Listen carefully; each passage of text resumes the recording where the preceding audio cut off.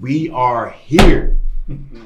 Welcome, fellas. This is episode 5 of the Travel Talk podcast. As you know, we are the Arts of Movement, and you know, it is what it is. We're here live on the scene in Brazil. Brasil. Rio De Janeiro. Live during another legendary trip. Another legendary trip. As you can see, some of us got sunglasses on because it's very much a sunglasses and Advil type of day. A lot of sunglasses, no Advil yet. But we're here with the infamous, the legendary Sean Kirk. What's going on, yo? How y'all feeling, man? Appreciate y'all. Thanks for having me. For sure. Applause. Yeah. So, Sean, honestly, he needs no introduction, but my guy moved down here. How many years ago, Sean? December 29th, made 1 full year. Wow. So he's been down here for a little minute. He came down here. He, sort of really got acclimated with the space, but also started some businesses down here and is also inviting people to come down, break from the shackles that that is America, and some and the things that we see on a day to day. So mundane everyday life. Yeah, man. So we obviously, as y'all know, we always like to talk about movement here, right? And like we love to chat with people like you, who sort of done sort of the expat life, has experienced something outside the States, has like really set up shop out like elsewhere, bro, and like really love to pick your brain today, bro. Hey, man, I'm open book for y'all, man. Whatever y'all need. It's funny how we met Sean too, right? Like we in Brazil right now. We really met. Is it funny? Yeah. Go ahead, share the story. Might as well. It's not really a story. Just one of those. It was a story. It was a Pandemic story. New Year's in Cabo. Nah. Tell the story, man. This man popped up on the scene and dripped in Dior.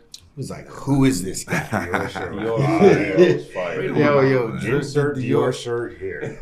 Gotta make a grand entrance, man. SKFC in the building. I gotta advertise the brand. That's right. So we met you in Cabo. Yes, sir. Right? Like, you great friends with somebody who y'all know, Bo. He's been, sort of featured on the show before. It's my guy. And we all met and like formed a great relationship. But we met you in Cabo. Had a great time for New Year's in 2020. I think it was 2020 going into 21. 2020. Yeah. Right before the panty. Yeah, it's peak pandemic. Peak pandemic. But I was talking with you earlier, and you told me a little bit about how the pandemic sort of changed your trajectory and sort of led you here to Rio. Absolutely. Talk to me a little about that. So, for those that don't know, SKFC is my fashion styling and image consulting agency, Sean Kirk Fashion Consulting. When the pandemic hit, LA was super slow. The industry overall was slow. There were no award shows, no concerts, no events, no nothing. So all my clients just wanted the personal shopping service. I can do that from my phone remotely anywhere in the world. So I took the opportunity to travel the world. So all my free time, I started seeing different cultures, different lifestyles, different everything.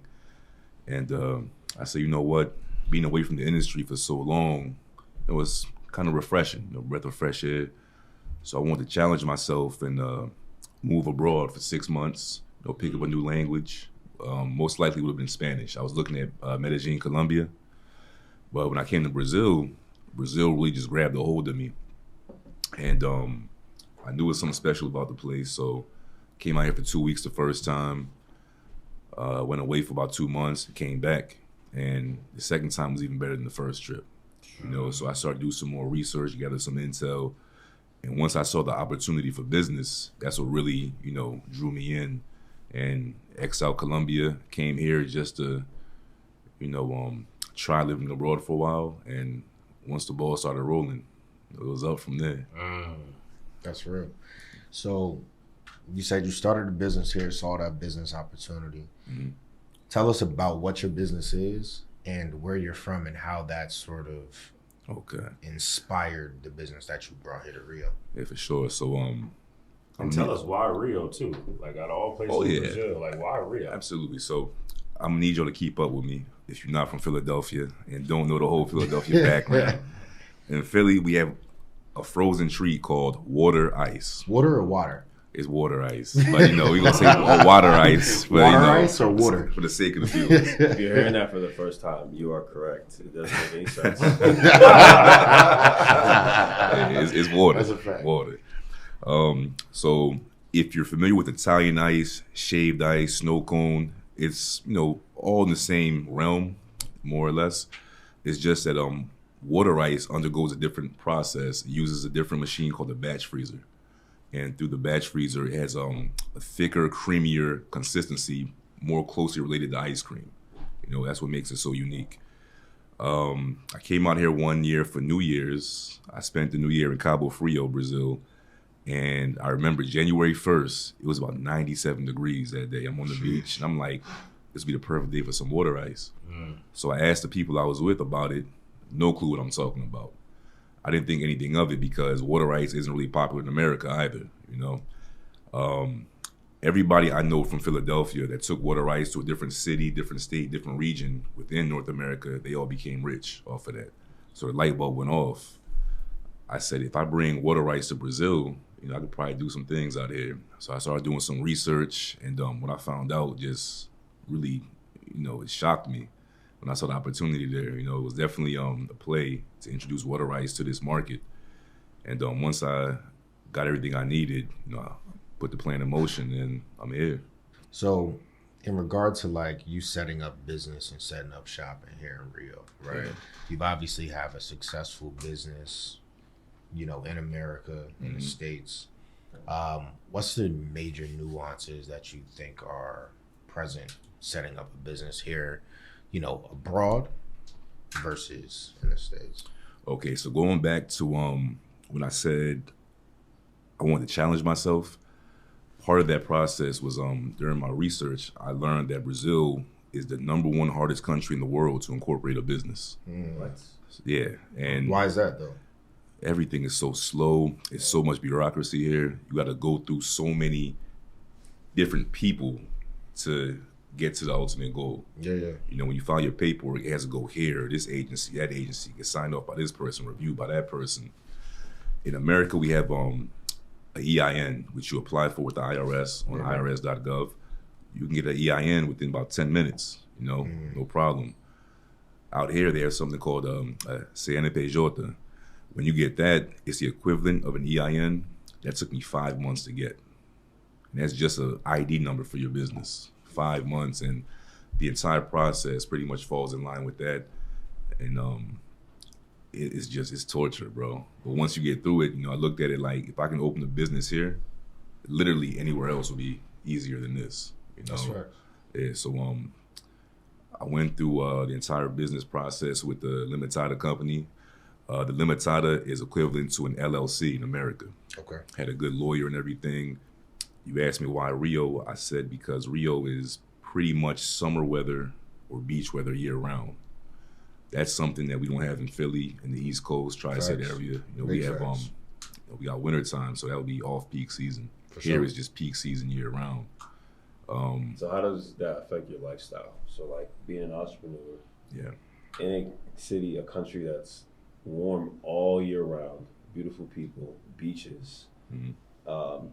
Do you find it hard to run the business successfully, or do you feel like having all of them is actually advantageous to living a stress-free lifestyle and also just balancing that with business? Oh, man, I would definitely say it's advantageous to a stress-free lifestyle. Because of the business and what I invested into the business with my partners and everything, when I go outside and hit the beaches, hit the streets of Rio, I kind of look at the people as dollar signs. The biggest problem I ran into once I actually had the business open was I realized everybody that came into the store, they loved the product, but then I realized it's everybody's first time trying water ice. So I'm like, damn, I'm now responsible for introducing this product to a country of 300 million people. You know, so I knew there was more work to be done, still plenty of work to be done. You also got the issue of retention, right? How do you get them to come back after they tried it that first time? Cartão Fidelidade. Customer loyalty cards. No clue what he just said. Yeah, customer loyalty cards. And we started off with the punch cards, buy 10, get 1 free. Also, fun fact, here in Brazil, you do not need a liquor license to sell alcohol. Okay. So I'm able to actually, I can mix my product with liquor. So I have the adult option as well. Real quick, let's go back to that the dialect and that the way you said that. Like, so you speak Portuguese? Yeah, I'm at this point I'm somewhat proficient in Portuguese. I came out here a year. 1 year. Damn, okay. I came here with no prior experience. Rosetta Stone? Nothing. No lesson. No Duolingo. Nothing, man. Really? I just in the streets, man. Hey, it's in the streets. Getting out the mud. Eu aprendi tudo na rua. Still don't know what he said, but it sounded legit to me. Teebs, what he said? Teebs, what he said? All I heard was was. But Teebs, you also been here a few times to Rio, and you've been like learning the Portuguese language as well, right? Over the last 2 years, I've probably been here. Sean knows I've been here like 5 times. Yeah. Always tapped in with Sean. Like I had a tutor for about 6 months.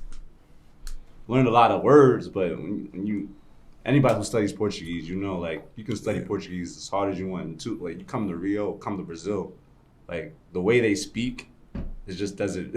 Oh my it God. doesn't really translate sometimes. So I had to go to Brasilia, which is capital Brazil, one time to go claim some property at the airport customs, and they have a joke outside of here that when you're in Rio, you don't learn Portuguese, you learn Carioca.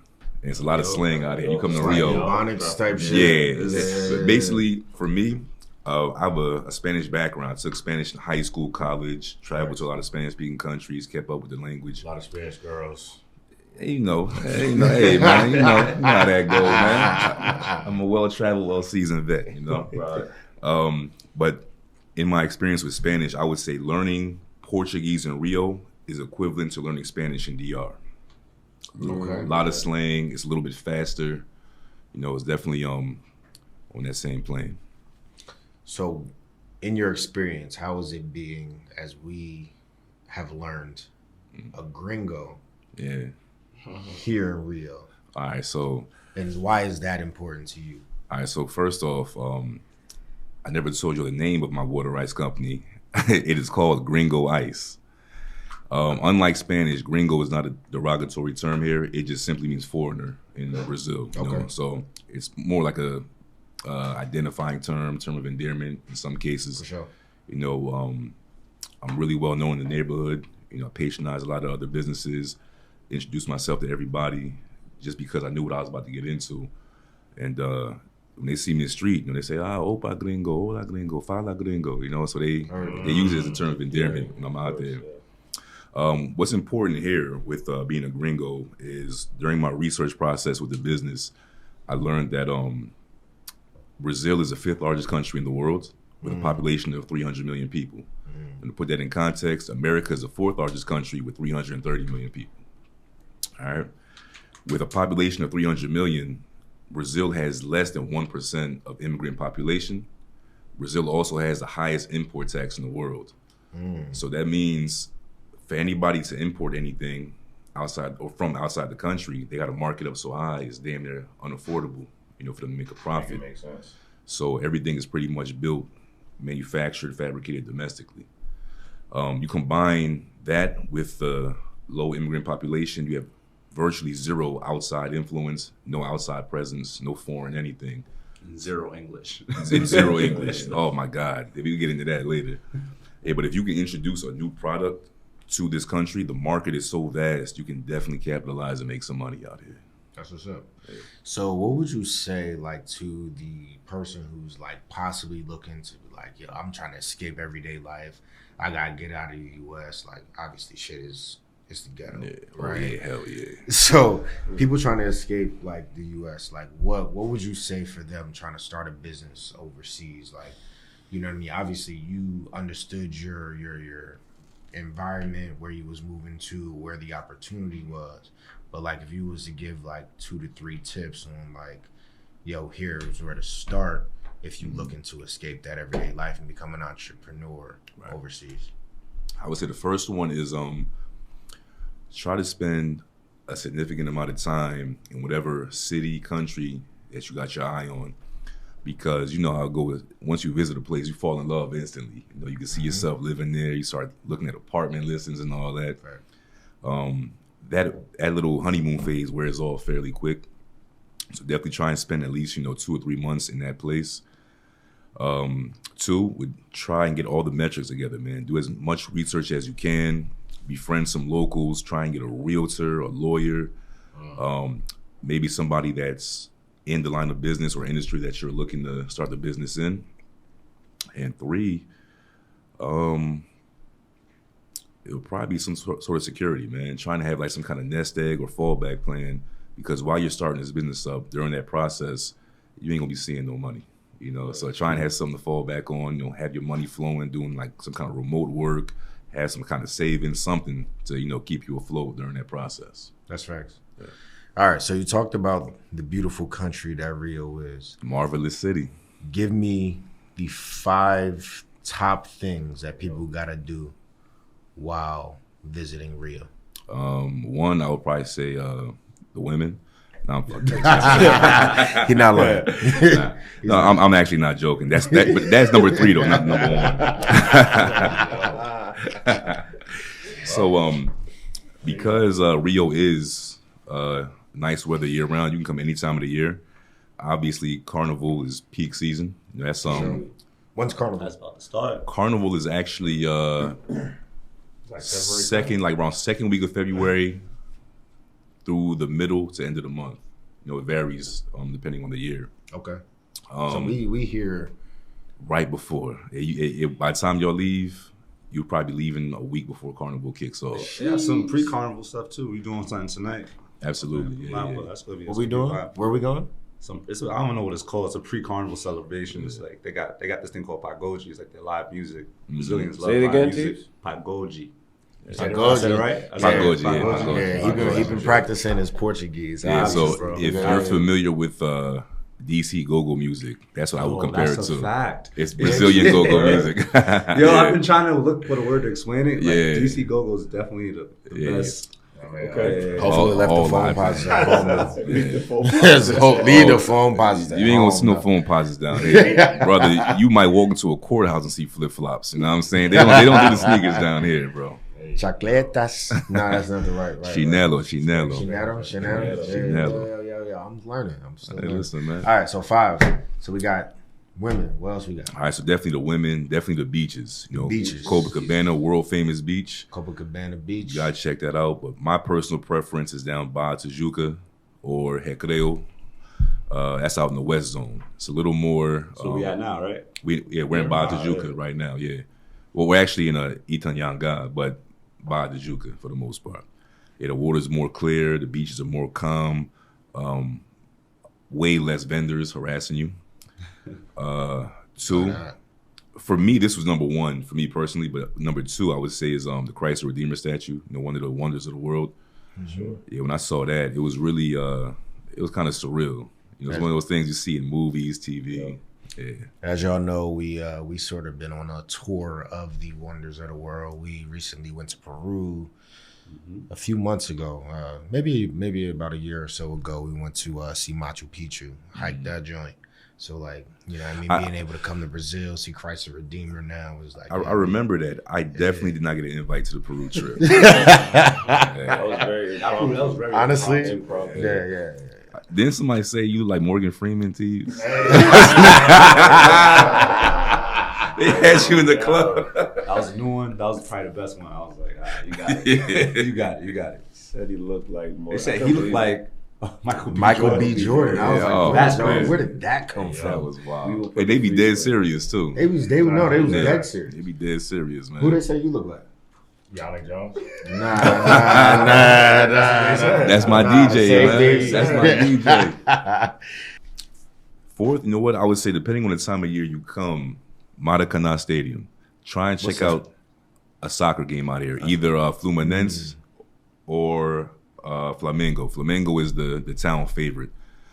They got the most championships of any other Brazilian squad, so they got a cult following, bro. Heard that. Yeah, but Maracanã. Yeah, so out here, football is very, very important to the culture. Yeah, so with that, it's very impressive, actually. Back home in America, you can walk out any city, hit the streets, and virtually throw a basketball at anybody. And for the most part, you know, whether they're skilled or not, they can dribble a basketball, shoot a basketball. Sure. Out here, it's like that with a soccer ball. Like the women, the children, they can dribble the ball on their knees, juggle the ball. They can keep it up in the air and just keep popping it up amongst each other for, you know, a very long time. Yeah, so they got the footwork down, you know. Nice. Yeah, they got it down. So Maracana is 4th. 5th, what would be 5th? You come out of here, I would say, I don't want to say Lapa, because I feel like Lapa's so generic, you know what I'm saying?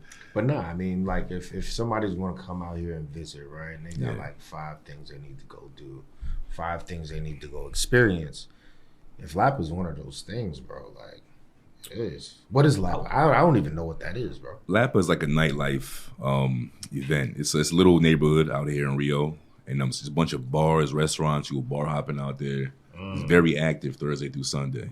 You know, a lot of good food spots and everything. So yeah, I'll say Lapa for the 5th one. Okay. If you come here, you only got 5 days to a week. Add that to your list. Yeah, nightlife out here is just jumping everywhere though. Like, yeah, man, they party out here, man. Too many times in the beginning, I would find myself leaving the club and it's 7, 8 in the morning. The sun is up and we just now wrapping up. Last night. Yeah. I mean, it's a fun fact. I mean, it's 11:21 now. We all went to sleep about 7:30. Woke up 9 a.m. Now we here, man. That's why y'all got sunglasses on. What happened last night? It was real, man. we not gonna speak on last night. But last night was mad real. Yeah, it was mad real, man. We had fun. Yeah. Also, what triggered the events of last night? We went to Casa Block, which is in the north zone of Rio. It's a black club. Every time I go out there, they show me love. I'm familiar with the owners, a lot of employees there. Add that to your nightlife list as well. If you're looking for any kind of Afro beats, hip hop, rap music, Friday night is the night to go for that. That's Block. Yeah, there you go. Yeah, Jan DJing too. Jan got the call last night. He shut it down last night, Shut man. it down. We got the invite back too, right? For sure, man, for sure. They invited us back, February 11th? Yeah, for carnival events, yeah. That's what's up. Nah, not gonna lie, man. They the reception was amazing, man. They loved this set. Once the boys hit the stage and started dancing, you know, all the cameras came out. So if y'all go viral, don't be surprised. we gonna drop that content, right? Listen, if y'all know us, y'all know exactly what he's talking about. Yeah, Arts of Movement, they making some waves out here in Rio, man. That's right. So Jan, I mean, you DJ all over the States. You done hit the Caribbean. Yeah, I mean, like, what is it like DJing in a country that English isn't even their first language? How do you know what songs to play? How do you know like what vibe to set? Like what's your North Star, bro? To be honest, I really feel like music doesn't have a barrier. Universal language. Yeah, it's like it's a universal language. So what I mean by that, I think the only person really in our crew who speaks an inch of Portuguese besides Sean is Atiba. It's literally an inch. Yeah, it's no exception. I try to give him more. When I drink, it's better. But yeah. Nah, you're confident yesterday with the Portuguese, but I really feel like music, it brings people together, and it doesn't matter like what race you are, what language you are. You know, nothing matters but just like literally the music. Yeah, it just brings everyone together, makes people dance. It builds community. So, you know, to answer your question, I just, you know, played like universal worldwide songs. You know, I did my research. I looked at like some of the top songs being played out here, not only this year, but last year, some of the artists, and then just used like, you know, similar beats and symmetry to kind of, you know, Mans was prepared. Nah, he was definitely prepared. And the energy was there. Energy was I would definitely vouch for what he's saying 100%, because when you see Yannick in action down here, the music speaks for him because he can't speak Portuguese at all. These people come up to him. He has an inch. I don't have any. They would speak to Yannick in Portuguese. Hey, take this pic, bro. That's his response every time. And then he cue to the next song, man. It's hilarious, man. But he definitely controls the crowd, man. He does a great job out here in Brazil. He shuts it down every time. Yeah, this is second time. Second time, yeah. Came down here and DJed. So we talk a lot about like the language barrier, right? And there's a lot of people who travel all over the world, and like they're going to encounter some sort of language barrier, right? What would you say are like some of the top tips you would give people for coming to somewhere they don't necessarily know the language, they don't necessarily understand the culture of the people, and being able to assimilate, communicate, and like get around in a country like Rio, right? All right, so first of all, I'm actually the worst person to ask for any kind of life advice because I don't really care what happens. I came out here knowing zero Portuguese. I learned fully through immersion. I still have yet to take a course. I'm going to enroll in courses soon just to tighten up everything, make it more fluid. But learning through immersion is for sure the best way. But I also know not everybody has that luxury. They don't have that time to just pick up and go and settle down somewhere. Right. So I would say, check out some different language apps. A lot of people down here tell me italki is good. Italki? Italki. You get a native speaker from whatever country, and they'll do video classes with you online. Okay. And it's fairly cheap. Like the rates I've seen have been between $5, $12 an hour or a session. Okay. That's 25. Teams, you did something like that. I was about to Right. say. There you go. Yeah. Similar to iTalk is a company called Preply. Preply's good. That's another good They one for connect sure. with like tutors in. Is that what you did in Peru? Yes, I had a Peruvian teacher, and I also had a Brazilian teacher from Rio. Because, like you said, cardiac is a whole different language itself in itself. So I remember before you started getting familiar out here in Rio, your Spanish was pretty decent. Those lessons were helping. Yeah. I actually unlearned Spanish learning Portuguese. Bro, you have to. So, biggest misconception: Spanish and Portuguese are similar on paper. When they're spoken, they're two different universes, bro. Like my Spanish background did not help with my Portuguese at all, but me learning Portuguese made my Spanish easier. Like it's crazy how it worked backwards like Interesting. that. Yeah. Sort of speaking it or listening to it or both? Like sort of speaking. So I would say Portuguese is really a harder language. A lot of the words are similar, but the pronunciations, the alphabet, the way they break up the syllables is different. So once you learn the Portuguese, when you go back to Spanish, it's just like, oh, it's elementary. This is easy. Got you. Yeah. Okay. Not as real. So we talked about italki, Preply. Yes. People who don't prepare to come to a place like this. There's some people who book a flight Yeah. and show up. How do those people communicate and get around? Google Translate. Google Translation. Google Translate, because I think only about 4% of the country speaks English fluently, and 8% speaks English in some capacity. So it's not many people here. And most of those people probably won't be in Rio. They'll probably be in Sao Paulo or more border towns, border cities. Yeah. So you've been to Sao Paulo. Been in Sao Paulo. What would you say is the major difference between Rio and Sao Paulo? Because I feel like if somebody's like, yo, I'm about to pull up to Brazil, they might be having the universal choice to make to be like, yo, which one of these cities am I about to hit? So like, how would you necessarily make that determination? All right, so I'm originally from Trinidad, right? Trini. Yeah, Trini in the building for sure. Caribbean house. Brazil is a very large country here in South America. Brazil is on island time, bro. If you're from the Caribbean, anywhere from the West Indies, Jamal, about island tell us time. about what island time is, Break please. that down. You ever see what movie is that when the sloth is moving? Ice Age. Yeah, when you, that's facts. You come to Rio, everybody here is just so wishy-washy. They just go with the flow of life. They wake up today, they got stuff to do, but it's like, it's nice out. Let me go barbecue instead, hit the beach. I don't feel like it today. Sao Paulo is a little more diligent in their work efforts. They abide to their schedules more.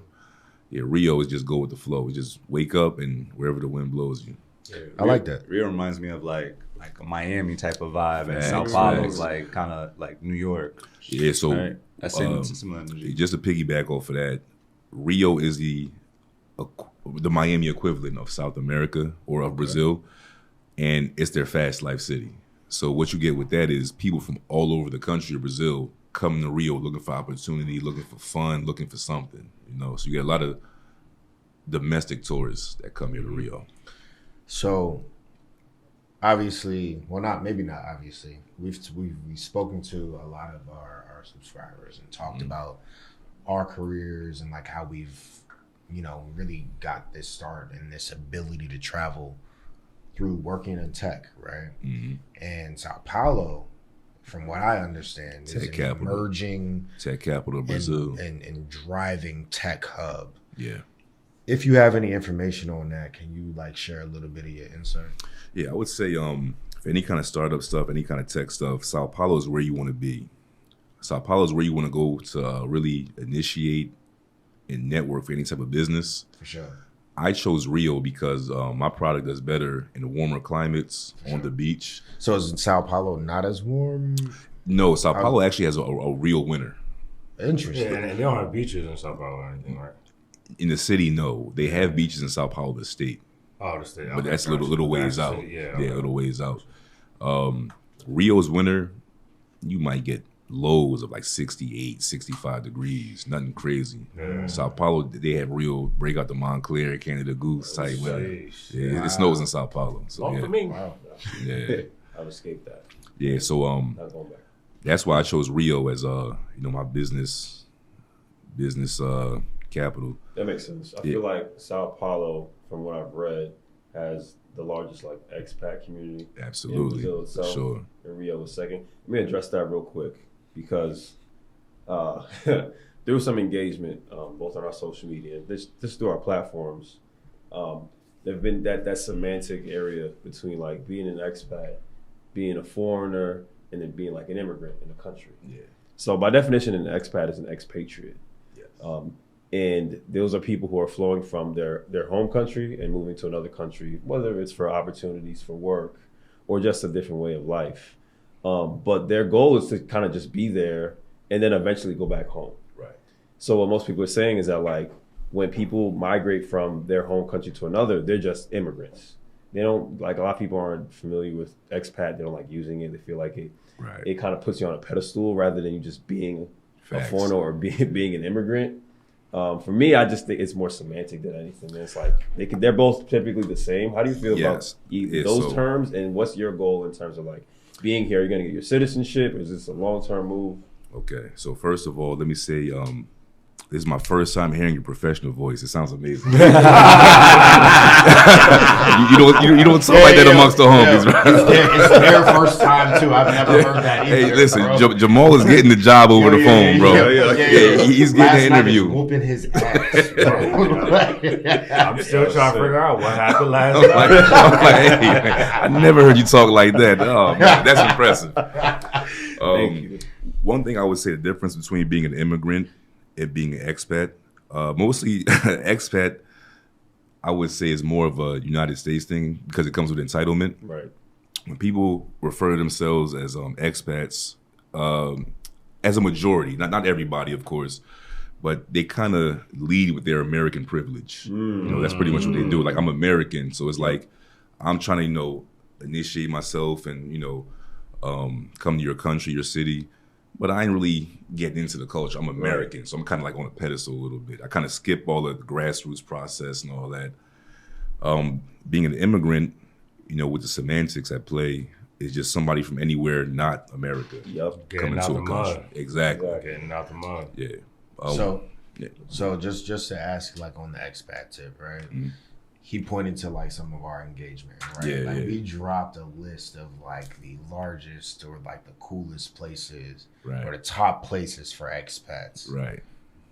I would love to hear. I mean, you told us you travel a lot. You told us that Rio wasn't even it wasn't in your mind to stay here. It was just a fun trip. You wanted to travel the world. Yes, right? Yes, sir. So from your travels and your experiences, I would love to get your list of top places for Black expats that you've experienced. So just to kick that off, another fun fact, Brazil has the largest Black population in the world outside of Africa. So if you're a Black traveler, Black expat, Brazil is definitely, seen here. That's elite, big. for sure. Seen here. Hey, shout out to the North Zone, man. Madureira. Hey. Rio, in terms of expatting, is I wouldn't say it's a top choice because the thing about Brazil is a very tough place. They don't just roll over and accept you. Oh, you're American. Oh, so happy. No, you got to actually infiltrate the culture. You got to acclimate and assimilate yourself to their culture, their lifestyle. For sure. You got to kind of become one of them.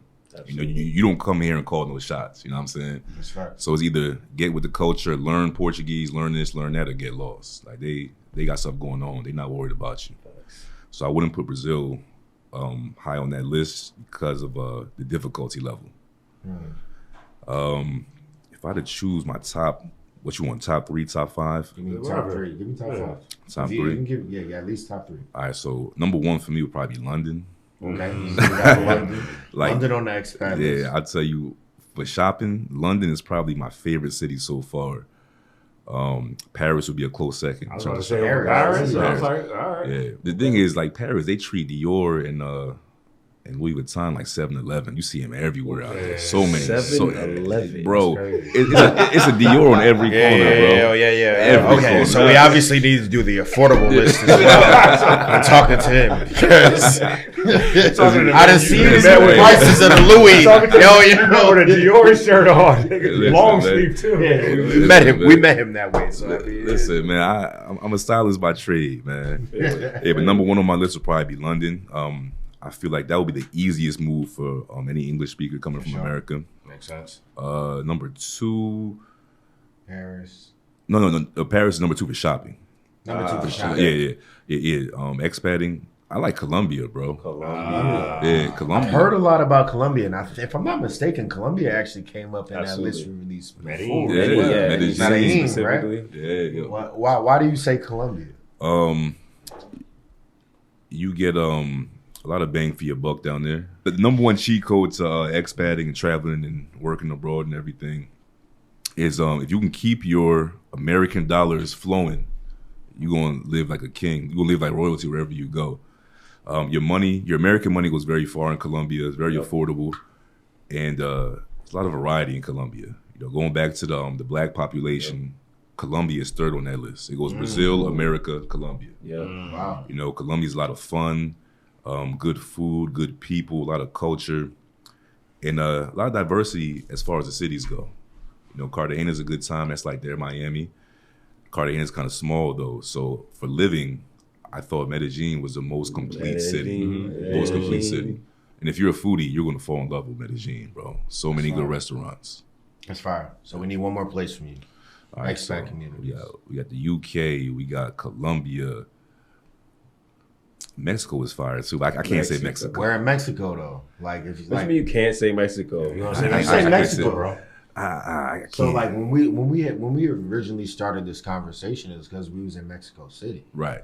and like we were like, yo, this is doable. We Yeah. saw ourselves, we saw the culture. Right. We was right. like, yo, like we have representation here. Right. So it started the conversation of like, yo, is this a possible place? Like if we were to consider going for an extended period of time, Mexico City would be on that list.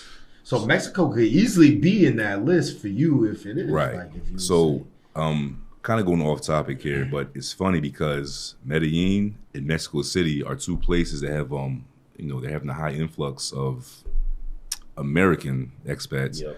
And they're kind of like driving up the cost of living, and Yes. the locals are not fans of that. we had an Whole entire episode on that. Yeah. Drop episode comments podcast below. on that. Yeah, People were not happy about the influence. yeah, they're not feeling that at Well, all. I mean, so then I guess how would you, for someone who wants to or is not sure that they want to experience, necessarily live or move or they just want to experience a city, what advice would you give them in terms of like moving to a new country, new city, and so not making the locals upset? Right. So it's kind of difficult at first, but make friends with the locals. If you kind of befriend somebody, whether it be online first or somebody in person during your travels, you find a local and they plug you in with everything locally.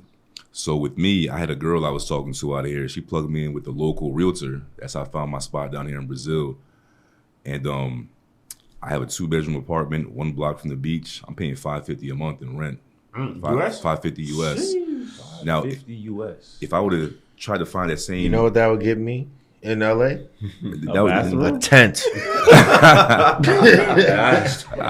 It might not get you that. It bro. might not. Yeah, it might not get you that, bro. Yeah. That's crazy. But if I would have went the normal route, like doing everything online, all that stuff is geared toward tourists. And no matter like what you think you're doing, you're trying to outsmart the algorithm, whatever, I would have been paying, $1,100 a month for my apartment, $1,300 a month. When you go direct to the source, you're supporting the locals, you're getting the local pricing, and you're just getting a better representation of the neighborhood that you're interested in living in. When you work with the commercial websites and all those people, they're just capitalizing off the gringos, and that's contributing to the cost increase, the cost of living and everything. Do you feel like people treated you different before knowing the amount of Portuguese that you know now? No. Like I said, I learned all my Portuguese in the street. The people here have been super helpful, super friendly. Like when I try to speak my Portuguese in the beginning, it was so bad, but they would coach me. They'll give me little tips, little pointers. They were very receptive, very patient with what I had going on. But I do have a friend who's had problems with that. He lives in Barra Tijuca, which is where you guys are staying, a more affluent area, more of a predominantly white area. When he's out just doing whatever, running his errands in the street, people will look at him a certain way, treat him a certain way until he goes to speak, and they say, "Oh, you're not Brazilian, you're American." Then it's all handshakes, smiles, hugs, and everything, and it drives him crazy. So black dude, he's a black dude. Yeah, interesting. No, those are good points. I feel like focusing on hitting the streets when you move into a country rather than being behind a screen. Gives you a big also advantage. getting outside the touristy zone. Get I out think of the tourist that's one thing that zone, Sean does really well. Like he's tapped in not only in like Copa and Ipanema where all the tourists go. So he's actually like in places that you're not gonna really find another gringo, let alone another black gringo. That's real. So good post point. it up. So Post it up. when in this process, when you're going through it, do you feel like you have a community here that you can lean on or tap into? Absolutely. The contacts and connections I made here in Brazil are genuine, and I would consider those people actual friends. Like if I need something, they're there for me with any help, any advice. So you've been here for, you said, about a year plus. Yeah. Right. You visited a bunch of times. Yeah, right. for sure. And we are Just like I said, regular tourists, sure. right? Yeah. So like you're sort of starting to immerse yourself in the culture, right, Atiba? As y'all have y'all conversations, Sean and Atiba, how would you say your experiences differ as you try to learn Portuguese and interact versus Sean, what you deal with on an everyday basis? You feel me? So the first glaring thing that jumps out is the dating scene. Okay. If I walk into any establishment, any kind of party, any venue, if I see a woman that, I'm interested in, I could probably get her with the amount of Portuguese I know. Talk about it. Yeah, Right. Complex. So when you don't have, It's the Portuguese. Huh? it's the Portuguese, man. It's the Portuguese. I man. could argue. Yeah, a lot of the girls here, because of the free flowing, go with the flow lifestyle. They call it the Philly Tango. There you go, man. You already know, man. Uptown to the death of me, man. Yeah, but a lot of girls here, they don't have patience for the translator, So it's like, no. They're feeling you, they're attracted to you, but you don't speak Portuguese. I ain't about to be typing all my thoughts out to you all night and ciao. Yeah, it's funny because I met somebody in the club yesterday. I think they're from New York. Talk about it. Talking about. You met somebody in the club yesterday. Nice. How is I talk to people. Você fala pouco. Eu falo pouco. You see so how you what try you to just do it? said. You see how you try to do it? See, you give them an inch and take them out, bro. What did you just say? I speak a little bit. What did you say? She was telling me how she wasn't enjoying her trip, because first of all, she doesn't speak any Portuguese. Yeah. She says it's impossible to read menus. You know what I mean? Coco? Understand. It was Coco? I think they were in Copa. No, her name was Coco. All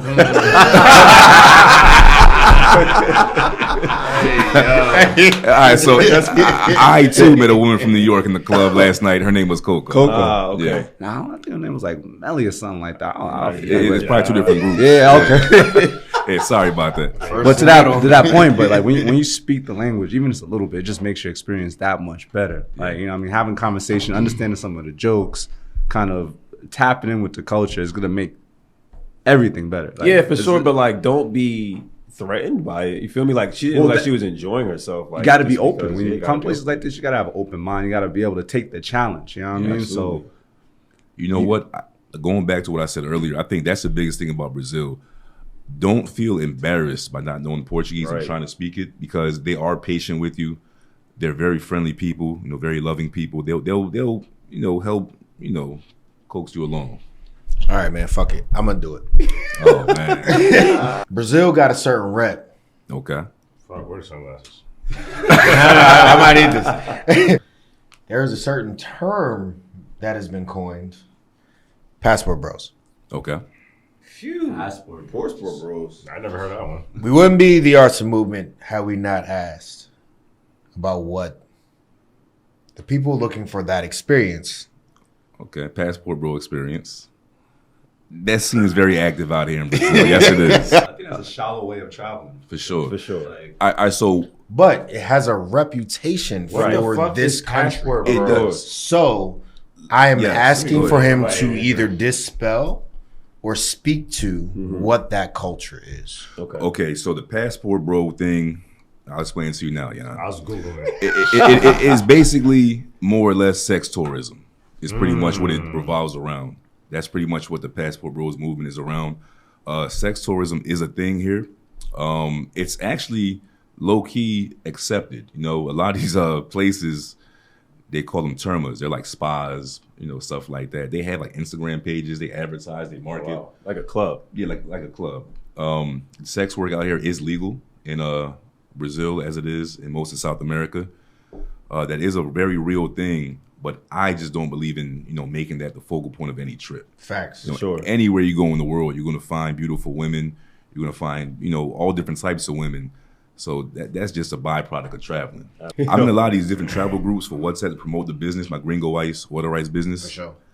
One thing I noticed is a lot of these dudes that do the traveling thing, they lead with their wallet, they lead with the US dollar, and they use it as a leverage or some kind of power in these other countries, a lot of these developing nations.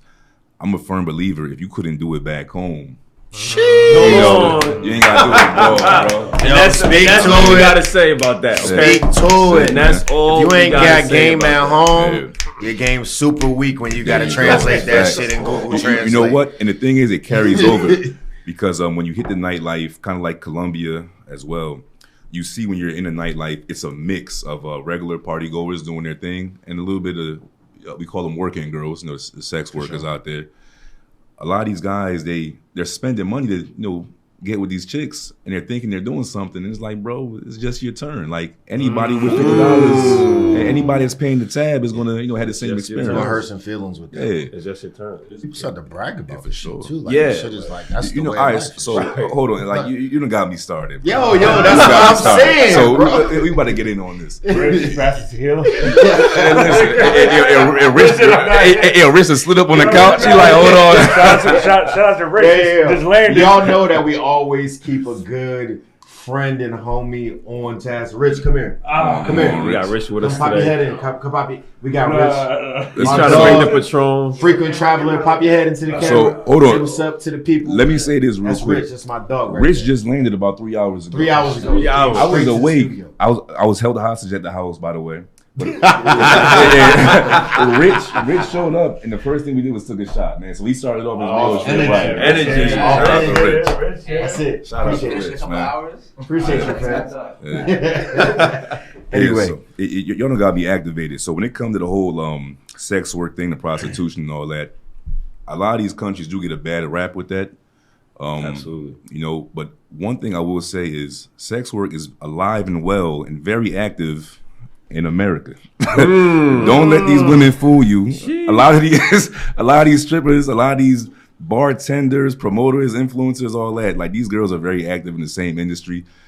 They just got a little polish on it. For sure. They dress it up and make it look a little different, but it's the same thing because in America it's not legal.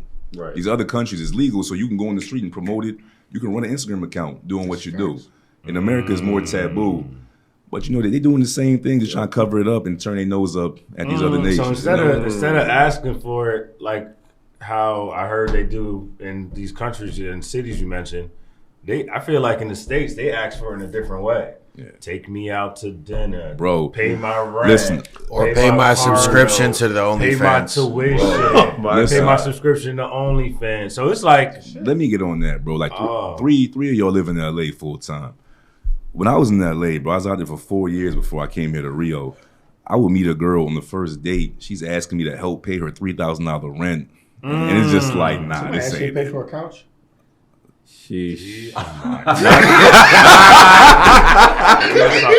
Paying for a couch is wildly specific. It's like you got a tab open of things that you need, and you just run down the list and see who's gonna buy what. My bad, bro. Not gonna get $1,000. I need $689. This the one right here. Like, Grace Wade, please. Living space. She got an Amazon list for all her niggas, like inventory registry. I got the registry on deck. Hold on. Hey, Let me send you the link to my registry. Registry is nasty work. Yo. Nasty work. All right, we just love sharing, bits and pieces of information, right? Like none of this is like leading towards like it's the lifestyle that anybody lives or anything. Right. I'm trying to ask you about your experience, fam. You feel me? And like sure. You've been here on scene for a year plus. You've seen it all. You've done it all. Like the whole shit, right? So it's important for the people who would like to come to Brazil, who have experienced Brazil, but maybe not in the same way, to understand that perspective, right?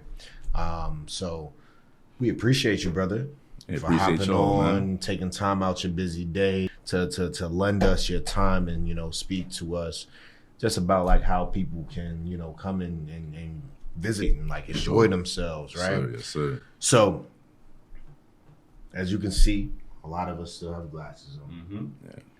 No sleep. We right to the beach. We're going straight to the beach. We're going straight to the beach. So the beaches that he referred to, the vibes that he was talking about to go experience that now. That's the other thing. Let me throw that in there real quick.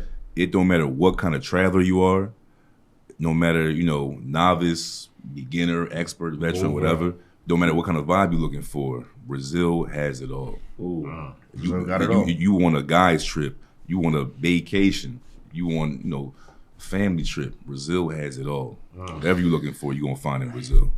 And if you're looking for the inside scoop, we're going to leave Sean info in the comments. Reach out. If you're lucky, he might let you know some of the ins and outs, give you sort of the play-by-play. We'll also include the Brazil travel guide for Rio. And Gringo Ice. For Gringo Ice, make sure you check that out. You know what I mean? Go get some water ice. You feel me? And Sean, we really appreciate you popping on. Dope. Hey man, y'all family, man. Y'all family. I appreciate y'all, man. Episode 5. This is the Arts of Movement. Yo, we got the merch store up, website loaded. And check out the rest of the content we lit out there. Word, I put together this document, this language sheet with all the keywords you need to know, from simple, just the transactional stuff, things you need at a restaurant, on a bar, on the street. Check it out. It's linked in our bio on our IG. Like we put our heart and soul into this shit. So if you see this shit, go check out that content. It's a lot of work and energy being put into that. Diamante here, Yannick, Atiba, Jamal. Stay live for episode 6. We'll never know where the world takes us. But remember, it's not where you go. It's how you move. How you move. And shout out to Studios Firma. Appreciate it with the lovely podcast down here. Studios Firma. Hey, Yannick, you an international DJ. Say it in Portuguese, bro. Shout out to Studios Firma.